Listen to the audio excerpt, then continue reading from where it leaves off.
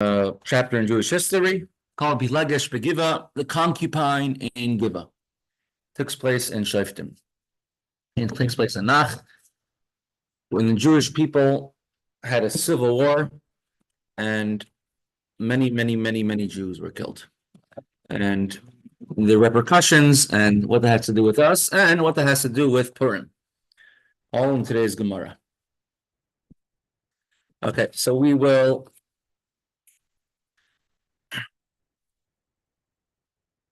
last thing we had yesterday in the Gemara was David had a son named Amnon who acted unbecomingly towards David, and the Gemara thought perhaps we should not when we read this portion out loud, it should not be translated because it's not honorable for David. And the Gemara answers, not to worry, it is okay, it is honorable for David. It wasn't him who did anything wrong, and you could translate it out loud as well. Continues the Gemara. And it's also an atonement for those who sinned. Gemara continues, Maisa Pilegesh Begivah Nikra Umetargim. The incident of the concubine in Givah is read and translated. The Gemara asks, Pshita, obviously, why not? Why should it not be translated? Is there a part of Torah you shouldn't teach? The Gemara says, Mao, the Tema, I would have thought to say, I should be concerned for the honor of the tribe of Binyamin, of Benjamin. Kamash Malan, the Torah teaches us that this section is read and translated. So what is the story of Pilegesh Begivah? The concubine in Givah. So we'll pull up our handy Nach right over here. Pilegesh Begivah. It's the last two chapters in Sefer Shoftim. Shoftim is a Judges after Yeshua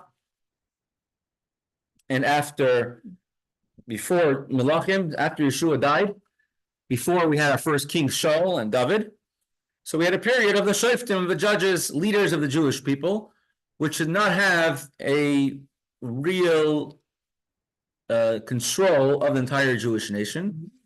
And the Jewish people went through cycle after cycle of the same thing, which was life was good, we got comfortable, we started sinning, enemies came and attacked us, the Jews cried to Hashem to save them, it did teshuvah, Hashem sent them a leader, a judge from different shvatim, from almost every single tribe over the years, and they came and they helped and they saved the Jewish people. And then they were thankful to Hashem, they acted good for a while, and then they reverted back to what they were. And this happened over and over and over. And two very big tragedies happened to the Jewish people during this time period. It's a time period from destruction, from when Yeshua died, until the destruction of the Mishkan in Shiloh. So during that time period, about, I think, 350 years, approximately. A little bit less, about 300 years, that entire time. And two major tragedies happened. One is called Pesel Micha. Pesel Micha is the idol that Micha set up.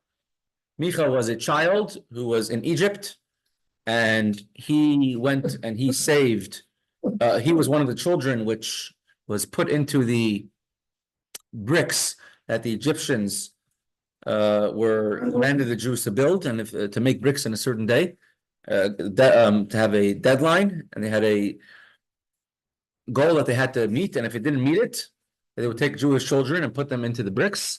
He was one of the children who was in these bricks, and Moshe felt so bad and rescued him, and he cried to Hashem, how could he do this to the Jewish people? And Hashem says, these are the children which are dying, are the children who I know, only Hashem could judge them, that it would be better for them to die now and have the world to come as opposed to what they do. But Moshe Rabbeinu saved that child. That child was Micha. He's the one who made the golden calf. It says Aaron melted the gold, and Micha took a piece of parchment or a piece of metal, or a piece of pottery, different opinions, which Moshe Rabbeinu threw into the Nile River, which says, Alei Shor, ox, rise up, which is Yosef, was called a Shor, an ox.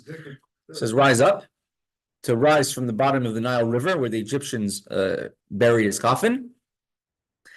And he took that same shard of pottery, or that same piece of metal, he threw it into the fire, which Aaron melted the gold, and right away, says, Alei Shor, ox go up, and a golden calf came, and the big tragedy of the golden calf happened. Later on, his descendants, they made a idol in Eretz Yisrael, in Israel, after the Jewish people lived there, and many, many Jews bowed to that idol, and that was one big tragedy that happened. There was no central authority, no king, no one to be in charge, to tell them to destroy the idol, to punish the wrongdoers. And as a result, right after that, this other terrible story happened called Pesel Micha. Not Pesel, the Pilegesh Begivah, the concubine in Givah. Pilegesh Begivah, there was a man, it's all on the screen, we can read it in the last 2 chapters of Shoftim. A man, he's called Levi, the Levite, and he took a wife, a Pilegesh, who was married, and he had a Pilegesh, a concubine, which was common back then, from Beis Lechem, from the tribe of Yehuda. And he did not treat her well, and she ran away, and she ran back to her parents' house. And he felt bad, and he ran after her, and to mollify her, to appease her, he brought many presents, and he spoke nicely to her in her father's house, and they enjoyed him so much, and said, come, they spoke so long, come stay overnight, don't travel at night. And that's what happened. The next day, the same thing happened. It's time to go, stay a little. His his father-in-law told him stay a little longer, and ended up staying a second night, and they ended up staying a third night. And he says, okay, time to go back home. And they make a meal the next day, and his father-in-law says, it's getting late. Let's maybe stay another night. And he says, nope, we got to go. And they started traveling right then that night, and they came, and they passed by, and it was getting dark. They had to stay somewhere overnight. And they came to a place called Yevus, which is actually Jerusalem of today, called Yevus. And over there, no Jews lived there at that time, only Yevusim, one of the 7 nations. And they said, let's stay over there. There were kind people there. Said, come stay. And he said, nope, we're not staying in a non-Jewish place, only staying in a Jewish place. And they went a little further on, and Yerushalayim is in the portion of Binyamin and Yehuda. So, it's part in Binyamin, part in Yehuda. And they came to a Jewish town called Givah, and it was in the portion of Benjamin. Benjamin, Benjamin, they came to Givah, and they met an old man who was very kind, and he told them, come stay by me tonight. And they agreed. And they went to his house, and he gave them to eat, and they drink, and then they went to this person's house.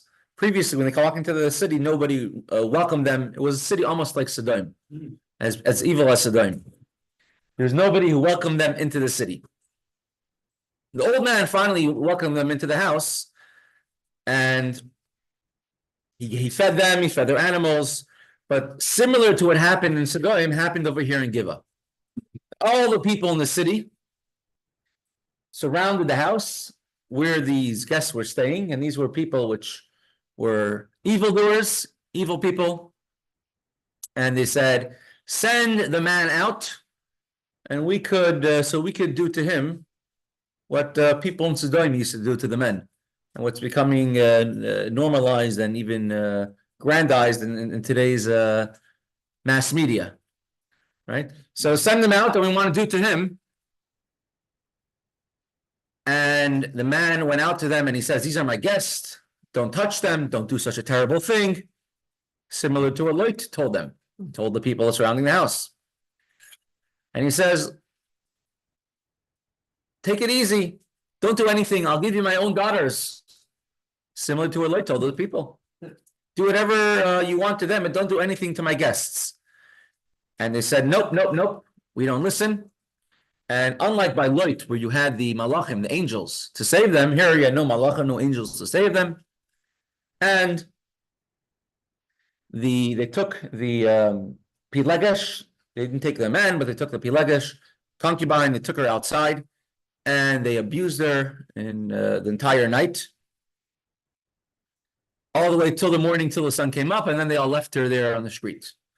Comes up in the morning, the man from called Levi opens up the door of his house, and he sees laying there is his pilegesh, the one is his wife that he just his concubine that he just picked up from his from her father's house, and she was laying on the doorpost, her hands on the door, and he tells her, "Wake up, get up, let's go." No answer. Says, "Hurry up, now let's go." Ended up being that she died, whether it was from the cold, whether it's from the exposure, from the stress, or anything else that happened.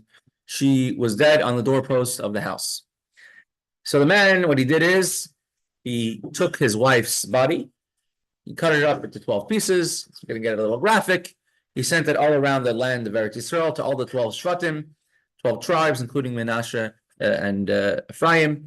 He says, "Look what was done in Givah, in the tribe of Binyamin, the way they have treated us, and such a thing has never happened."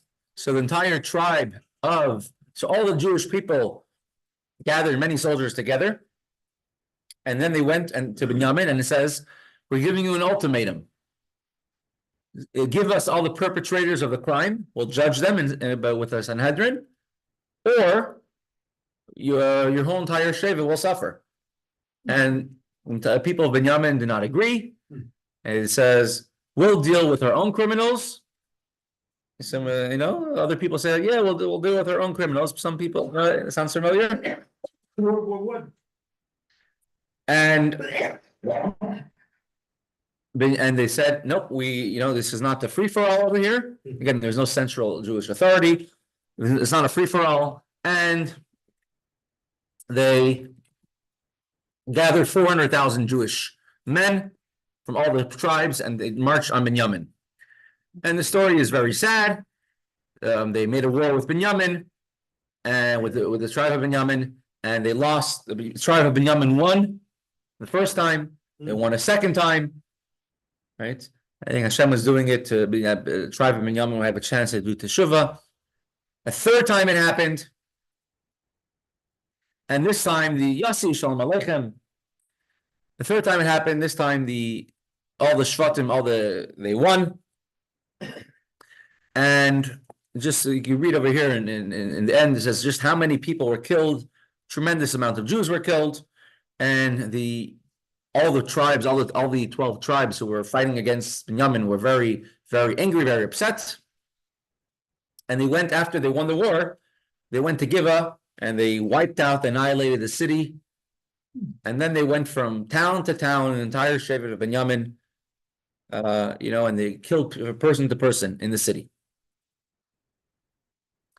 From every town, every village, and there were only altogether 500 survivors, men from the entire tribe of Binyamin. 500 from the entire tribe, only 500 people were left, and they managed to hide. And then the Jewish people, the rest of the tribes, calmed down, and then they hit reality. What have we done? We almost destroyed, annihilated an entire Shevet of the Jewish people. Yeah. This is sort of like World War I. Yeah. One person was killed, and that started an entire world war. All the pieces, it was a fuse box waiting for a spark to ignite it. And that's what happened then also among the Jewish people. We'll discuss later on what exactly the story of Piruchni is. And our label is here.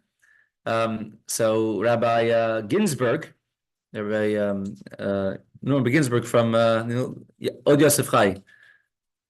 Rabbi Ginsburg, he has a Talmud, a student, who wrote a sefer, a book.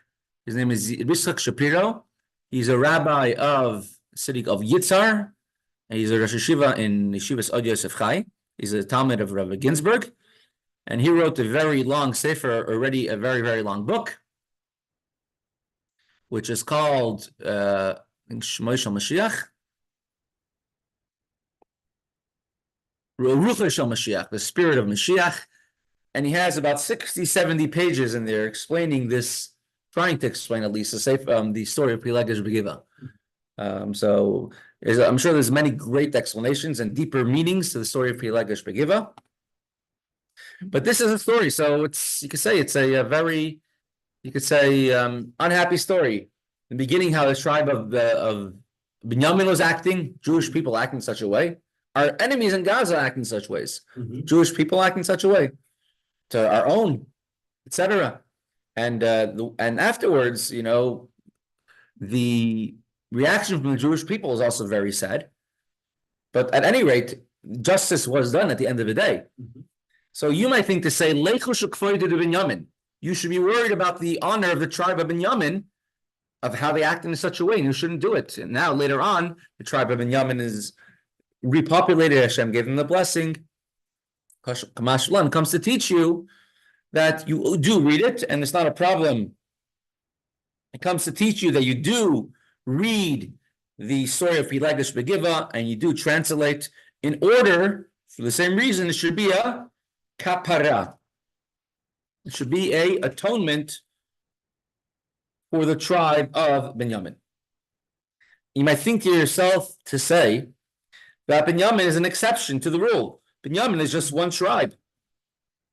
If we only say Binyamin, you would think to say that David is an individual. What about a tribe, a complete tribe? David didn't sin. It has to teach us also Binyamin.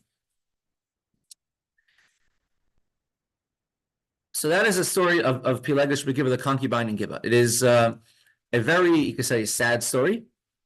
They were asking for the man. How did he end up with the Pilegesh? Because it says that the man of the house sent out his daughter and sent out the Pilegesh. They didn't touch his daughter, but they violated the Pilegesh. I guess. I thought they said they didn't want the daughter. They didn't want only the man. Yes, it sort of satiated satiated their desire. They wanted the man, but it ended up not happening. And unlike in Sodom, actually, they weren't satiated at all. Unlike in Sodom, there was no angels to save them. Yeah. And the city was destroyed at the end, but not by angels, not by Hashem, but by the tribe of Binyamin.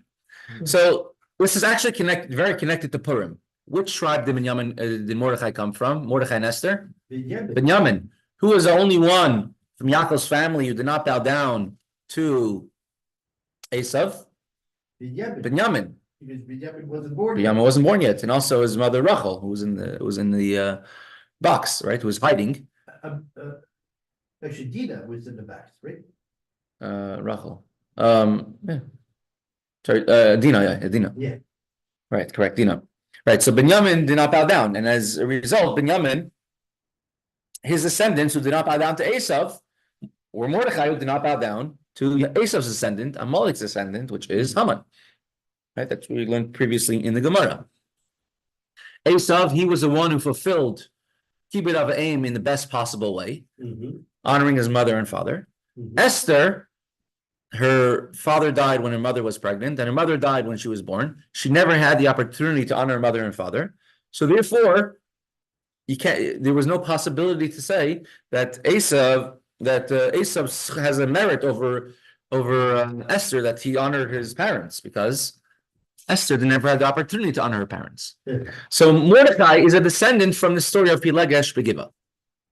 Let's look over here at in Parshas Vayechi, the blessing of Yaakov, and we'll do a beautiful sikh of the Rebbe on this thing. Binyamin's Ev Yitraf, the blessing to Binyamin. Yaakov blesses all of his children, and the youngest child, Binyamin, he calls him a wolf. Binyamin Zev is a very common name today. Yitraf, who takes prey. Not P-R-A-Y, P-R-E-Y. In the morning he will devour plunder. In the evening he will divide the spoil. And then it says, all the sons of Yaakov received all the blessings. What are these three brachas, these three blessings? Binyamin is a wolf. Here's a picture in Eretz Yisrael in Israel. You can see that's an area of Eretz Yisrael called Binyamin. And you see, there's a wolf. If you go to the next room, you'll see stained glass windows with all the tribes, and Binyamin is a wolf. Right? Binyamin Ze'ev. Why is Binyamin called a wolf? So for three different things over here, each three different, there's altogether 9 words in this blessing of Binyamin. Every group of 3 words is another different allusion, another different thing that happened in Binyamin's history, which Yaakov gave a specific bracha, a specific blessing for. The first one is Binyamin Ze'ev Yitraf. Ze'ev is a wolf. A wolf grabs. And it says that the Jewish people will be chatfanin, will be people who grab. The people of Binyamin will be grabbers. Because after the story of Pilegesh, the concubine in Givah, who was killed by the people of Binyamin, and the Jewish people made a vow that we will not allow any of our daughters to marry anyone in Sheva Binyamin, in the tribe of Binyamin. But now, you only have 500 men left in Binyamin. No women, no children, and the only survivors of the entire tribe are 500 men. 500 men. How will they continue? How will we continue this Sheva, this tribe? If we all made a vow, and a vow which was made by the whole nation, you cannot ever abolish. What could they do? So they came up with a loophole. The loophole was, they said, we will not give any of our daughters to Sheva Binyamin, to the tribe of Binyamin, but they could grab our daughters. So in Shiloh, later on it says Yerushalayim, they continue the tradition, and we learned this Mesechta Tainis, that there was big celebrations when they came for Yom Kippur to the Shiloh, to the Mishkan, and the girls of Yerushalayim would go out and they would dance in the fields, in the vineyards, on Yom Kippur, not on Yom Kippur, on Yom Kippur. And men of Binyamin would choose a girl and say, they said, don't look at the beauty, rather look at their family, rather at their good deeds, don't look at their wealth, because a woman who fears Hashem is a true wealth. And this continued for a long time until the times of Asniel ben Kenaz. Heard of him? Yes. Asniel ben Kenaz. He was a nephew of Kollel ben Yefuneh. Yeah. He was a leader of the Jewish people. He came from Shevet Yehuda. And during his time, then on the 15th of Av, they abolished this decree. They said that now the tribe of Binyamin can marry other tribes as well. How many years did it go where they couldn't marry? So it's a good question. How many years was it? Because there's different understandings, different opinions, when did the story of Pilegesh Givah take place? Because if you're looking at Shoftim, it's the last 2 chapters of Shoftim, and you go to chapter 20, where the whole entire story takes place, and the very end of Shoftim, of all the judges, it says, here's what what the sons of Binyamin did. The Jewish people eventually incorporated them back, but they made a vow, we will never give our daughters to the Binyamin. Okay, let's X out of this. Continue. That continues. And it says, Vayam Mehem, in those days, Ein Melech b'Yisrael, there's no king among the Jewish people. Isha Yasher Be'einav Yasa. Everyone did whatever they wanted to, as they pleased. Everyone did whatever they wanted. That's the very end of Shoftim. Right afterwards is Shmuel.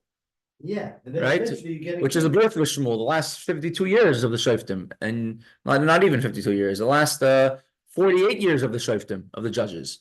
So you can say it's happened at the very end. But Asniel ben Kenaz was earlier. He was a shofet for about 20 years, a judge for about 20 years. And some say it happened earlier, and the point of putting at the very end of the whole entire book of Shoftim is in order to show you what happens when you have anarchy. Everyone does whatever they want. People aren't scared of the police, of the king. There's no one to discipline them. Children grow up without a father in the house. Father could discipline them. They grow up to be and ending up like these people in Givah, like the tribe of Binyamin back then. So this is what happens. So we say as a result of right before this, it talks about Pesel Micha, the idol of Micha. Now Micha made his idol in Eretz Yisrael, in the land of Israel, I think right after Yeshua passed away, which took place much earlier, but it's also at the end of Shoftim. So they say these are, since there was nobody calling the shots, no shofet in Eretz Yisrael. So therefore, the Micha happened, the idol of Micha happened, and then because of that, the story with Pilagish Givah, concubine and Givah happened as a punishment for that. Hashem, back then in the times of the Shoftim, there was direct reward and punishment. You misbehaved, you got hit right away. It wasn't like in times of Galus when things are different. Micha, he was so pleased actually when he managed to find the Levi to be his priest. So how long did it happen? Was it about 200 years? Was it 300 years? Or was it 50 years? I don't know. Any tshuva? Did it say they do any type of tshuva? Well, the nation, the people of Binyamin, yeah, the tshuva. Oh, excellent question. Did the people of Binyamin do teshuva? So, yes. Well, I mean, I was just saying actually that Micha chose as his priest actually for his idol. The grandson of grandson Moshe, correct. Yes. We'll go through that another time, Yirtzeh Hashem. That's another amazing story of teshuva. How a person could do teshuva because people act nice to them. If you're nice to somebody, that's the best way of getting someone to do teshuva. More than explaining to them how great the Torah is, and more than guilt tripping. How could he do such a thing if you come from such a great family? Being nice to them and by trusting them, and David HaMelech entrusted him with his treasures, and he did teshuva. Shlomo HaMelech demoted him, and he went back to being an idol for Pesel Micha. Yeah. And it says there was no tzaddik like him among the Jewish people. He was the son of Gershon. What was his name? Eliakim ben Gershon ben Moshe. Yeah. So in the year 1944, Tafshin Mem Daled. That year it was that year was a year just like this year actually, where there was a maximum amount of days that you could have in a year, a leap year, plus a full Cheshvan and Kislev. And I'm not sure if it was exact. This year was a Sar B'Teves on a Friday. No. Was it Sar B'Teves on Friday this year? I don't remember. I think for some reason I think it was. Let me just check. I think it might even be the same exact way as this year. Okay, I have it on my phone. Let me just check right now. Sorry, but B'Teves was on a Friday. Yes, so exactly like this year, the year Tashrim Amdala 1944, 1984. What's 1984? Oh yeah, you know what that means. George Orwell. You could ask Mr. Rebbe George. Yeah. Yeah. So the year 1984, Sorry B'Teves is a fast in the winter. It's on a Friday. So it's on one of the shortest Fridays of the year. I mean, one of the earliest Shabbosim of the year. For the fast, it comes out pretty good because you fast less. The fast starts late and ends early. However, the Rebbe started a very special custom, reinstating an old minhag of the Jewish people called Divrei Kibushin. Sort of words of encouragement, admonishment, which he would say on a fast day. So Divrei Kibushin, after Mincha, the Rebbe would speak words of Teshuvah, words of Isairos, very special things. And that year, Asar B'Teves was on a Friday. Shabbos is coming soon. And after Mincha, the Rebbe just started it, I think, that year, actually. If I remember correctly, I think that Asar B'Teves was even the first time the Rebbe reinstituted it. And the Rebbe continued it after. But after Mincha, the Rebbe said he wants to say a Sikha. And it was a very long Sikha, especially for those times. Later on, Sikhas became longer. But like a Sikha during the week, it could become 45 minutes to an hour. But then, if the Rebbe would say a Sikha during the weekday was 5 to 10 to 15 minutes, but the Rebbe spoke on that day for 45 minutes to maybe close to an hour. And the Rebbe spoke very emotionally, with tremendous passion and heart. The Rebbe spoke about this story of Pilagish Begivah, connecting it to the Chitas of that day. So let's go back, just finish the Chitas, the Rashi. So the first one is Binyamin Zev Yitraf.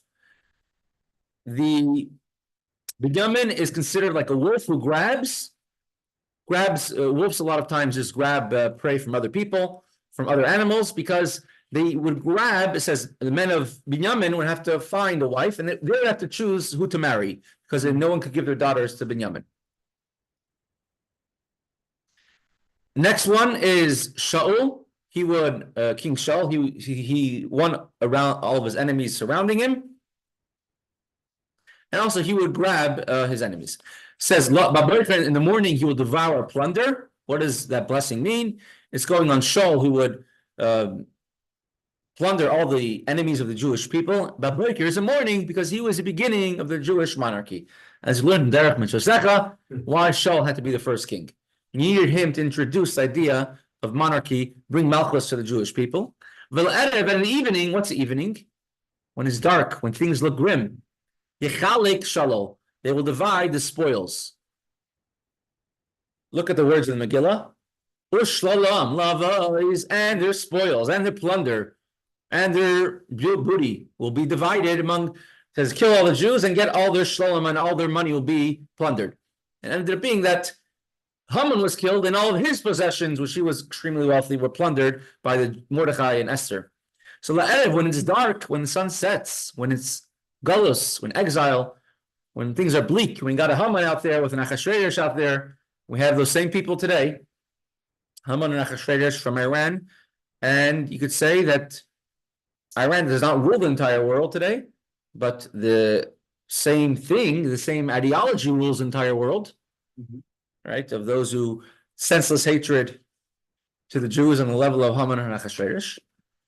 It's dark. We will plunder all the spoils of our enemies as well. So it's going on. It says Mordechai the Esther, which came from Binyamin, which they will divide the spoils of the house of Haman. Like it says in the Megillah, behold, I have given the house of Haman to Esther. Some say it's going on the Kohanim in the base of Mikdash, which was in the tribe of Binyamin's portion. So these three blessings. Now, what is a blessing? The Rebbe speaks very emotional. I'll pull up a video for a minute, but I'll give you a brief point of a few of the sichas, a few of the points. I don't know if you can. Wait a second. Let me do like this. New share sound. Share. So you'll be able to hear it better. You hear anything?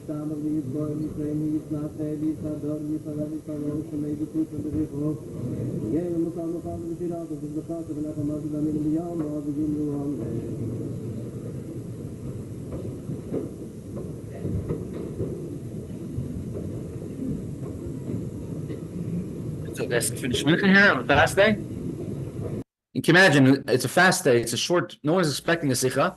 And it being a very long sikha, close to Shabbos. I mean, the Rebbe is obviously. Here.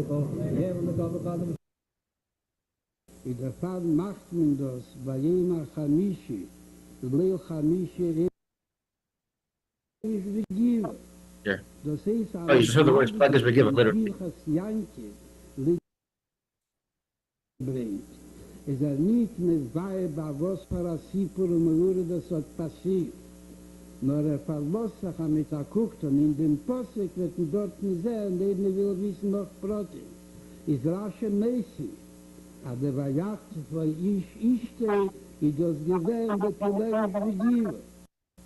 Das heißt, mit Madgis und Bilchas Yanki, Yeah, I just want to like show. I spoke with. So, like, here's a few ideas of the Rebbe explain the story of Pilegesh Begivah over there. When you're giving a bracha, a blessing, I bless you that you should get out of your parking tickets that you got in the future.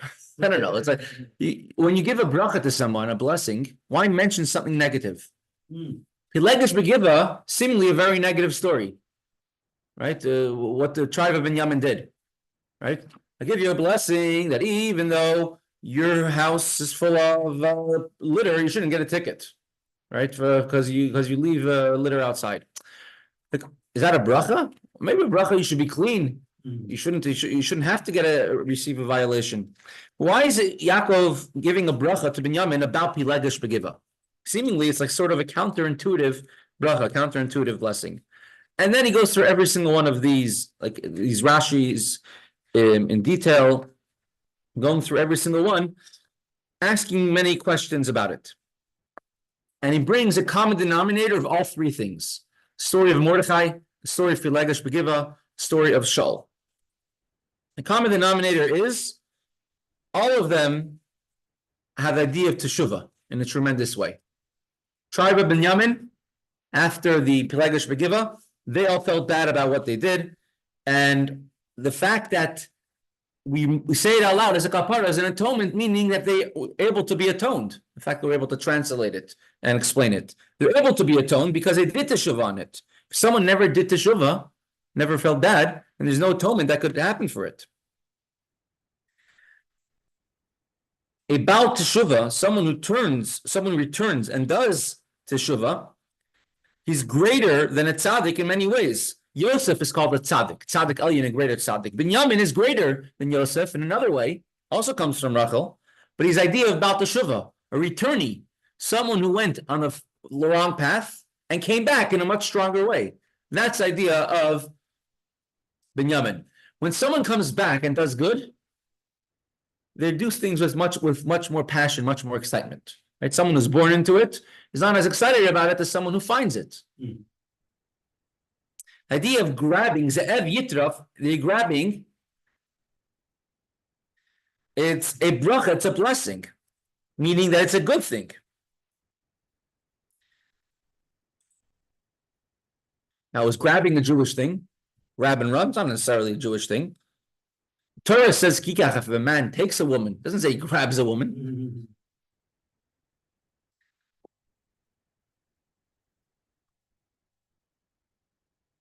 And the idea of shalal, plunder is also grabbing, right?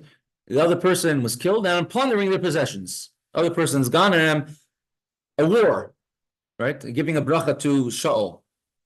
A war is not that he's going to win the war, but Shaul, who is going to win his wars, will grab his enemy's possessions, will plunder his enemies. That's a bracha that Shaul got. All of these things are about grabbing, and he says this is a boiker. This is how you start Shaul, the first king. Is this a message you want to give to the Jewish people? So yes, this is a message you want to give to the Jewish people. And it's a message that's going to take them all the way through Purim, all the way through the exile of Nebuchadnezzar, terrible exile, all the way through our exile too. When we have enemies who fight us, whether it's Haman, Achashverosh, Amalek, the other nations around, Edom, or it could be enemies from among ourselves, from among the Jewish people, or it could be an enemy within ourselves, our own nefesh habahamis. And one way we could do is just make peace, surrender to the enemy. We could fight the enemy, but what's needed is to fight the enemy with a passion. What's a passion? The passion is to go out, all the way out. We're going to plunder the house of Haman. We're going to plunder our enemies. When it comes to doing teshuvah, there's one thing to ignore ignore evil. That's one way of dealing with hardness. There's a Yid named Reuven Gunin. We spoke about him before. He's called the Rebbe's tractorist. Mm-hmm. And he went through, he made personally hundreds, maybe thousands probably hundreds. Who am I to judge? Maybe thousands of Bali Tshuva. Mm-hmm. He himself became a Baal Tshuva from the Rebbe, very interestingly. Mm-hmm. Rebbe Reuven Gunin. So he grew up he grew up from, he went very, very far out, did some very, very far things, and then he came back with a huge passion, thanks to the Rebbe. He had a very special connection with the Rebbe.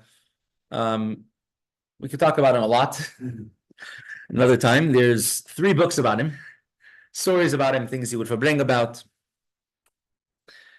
He was like a tough love type of person, but that was the way he operated. And he came to the Rebbe when he first, in the early 60s, I think, when he first came back and came to the Rebbe, and he asked the Rebbe for a way to teshuvah. The Rebbe said, now is not the time. Mm-hmm. Over the years, he kept on asking the Rebbe. He was one of the people who was able to walk into the Rebbe, have yichidus whenever he wanted. Mm-hmm. Even later on, the mems and the nuns, the Rebbe spoke to him many private things, and he asked the Rebbe for a way of teshuvah. The Rebbe said, not yet. And it only happened in the 1990, and I don't think he even asked the Rebbe, and he was in Yichidus with the Rebbe, and then the Rebbe says, now we could start to speak about doing teshuvah for the things that you did. And the main thing is to just ignore and go on. That's one part of teshuvah. A higher type of teshuvah is hapcha, turning over the bad to the good, and that's a highest level of teshuvah. When they grab, whether it's grabbing from the other shevet, grabbing a wife. Instead of taking a wife, as the Torah says, you grab a wife, meaning you're making an extra effort, going out of your way to do a mitzvah in a good way. We want to speak about the greatness of all the sons of Yaakov. But what's the greatness of Binyamin? Besides the son, that he himself was a tzaddik, but his descendants had all the advantages and greatnesses of doing teshuvah, like a wolf which grabs, turning over a negative thing, the story of Givah, to something positive. Same thing with Shaul. That Shaul, it says over here, he fought with Moav, and everything he did, Yarshia, caused him to tremble. Meaning Yarshia, the Russia, the evil people, the people of Moav, they themselves trembled whenever they saw him. And so too it is by Mordechai and Esther. Mordechai and Esther had the same idea, that the beginning of the house of Haman, this was where 10,000 talents of silver were offered to Achashverosh to destroy the Jews. And now these same talents of silver won't go to Mordechai and Esther, being used to rebuild the Beis HaMikdash a few years later. And it wasn't just finders keepers, that Achashverosh gave over the house of Haman. He says, Hine besaman. Hine means I'm doing it with an announcement. I'm happy to do it. I'm happy to give you. And this is the advantage of a Baal Tshuva over a tzaddik, and this is why a place of a tzaddik stands, a Baal Tshuva can't stand. The Beis HaMikdash is a place where Jewish people all over would come to do teshuvah. They would return to Hashem, bring karmechatas to Hashem, and they would come closer to Hashem than before. And this idea was had to be done specifically in the area of the tribe of Binyamin. You have many shvatim. Yehuda, the whole area of Yerushalayim, is generally in his tribe. But Binyamin had a peninsula jutted out, and the Beis HaMikdash and the Holy of Holies, and the Seidas, the foundations of the Mizbeach, were in the tribe of Binyamin. Because Binyamin is also if you see later on the story of the daughter of Bilga, she was a daughter from one of the families of Kohanim who married a Greek, and she called the Mizbeach Lukus, wolf. Why are you devouring the korbanos, the sacrifices of the Jewish people, and not helping them? The idea of the Mizbeach is to take the nefesh abam, is to take your animal soul and to bring it to the Beis HaMikdash, to bring it to Hashem, turn over your animal to Hashem. And that is specifically the idea of Binyamin. Binyamin is the ultimate of teshuvah. The story of Pelegish Givah could be translated, could be publicized, because it's not just how we overcame adversity, but we made the adversity itself into something good. The same nature that they had to violate and do everything they did to the Pelegish, to the concubine and Givah, now they use that same koyach, the same power, to find a wife, to do mitzvahs, and to repopulate the Jewish people. And with that, may Hashem give us brachas. And once again, we should have days of simcha, days of joy. Like you mentioned yesterday, today is Tezayin and Yud Zayin. Earlier the Gemara in Mesechta Megillah said that maybe we could read in Megillah on the 16th and 17th of Adar.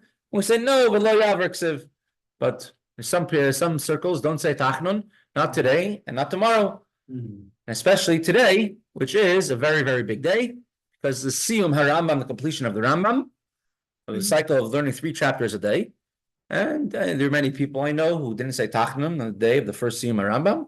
So today is the Siyum HaRambam. Today is also a special day. Tonight's going to be in this building, a Siyum HaRambam at 8:30. Full meal will be served, Emir Hashem.